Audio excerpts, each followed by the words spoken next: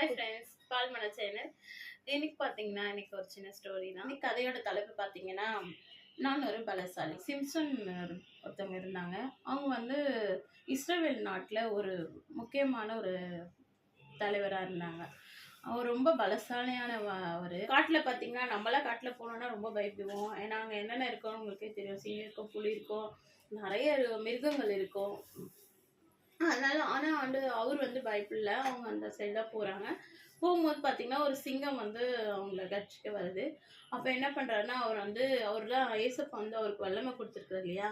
அதனால அவர் என்ன பண்றாங்க, அந்த சிங்கத்தின் வாய வந்து 2ஆ வந்து 2ஆ வந்து கிழிக்கிறாங்க. அவருக்கு பார்த்தீங்களா, அவ்ளோ பெரிய பிரச்சனை. அந்த சிங்கம் விட்டுருந்தா அவங்கள சாப்பிட்டுரும். ஆனா வந்து அவருக்கு ஏசப்பா வந்து நல்ல பலன குடுத்ததுனால, அந்த சிங்கத்தின் வாய கிழிக்கிறாங்க. அது வாழ்க்கையிலயும் நெறைய சிங்கம் போல பிரச்சனைகள் வரும். அதெல்லாம் வந்து நம்ம தோற்கடிக்கணும்னா, நம்ம ஆண்டவர நம்ம தேடணும். தேடுனீங்கன்னா, அந்த சிங்கத்தின் வாய கிழிச்சா மாரி நாமளும் அந்த பிரச்சனைய கிழிச்சு தூக்கி போட்டுருவோம்.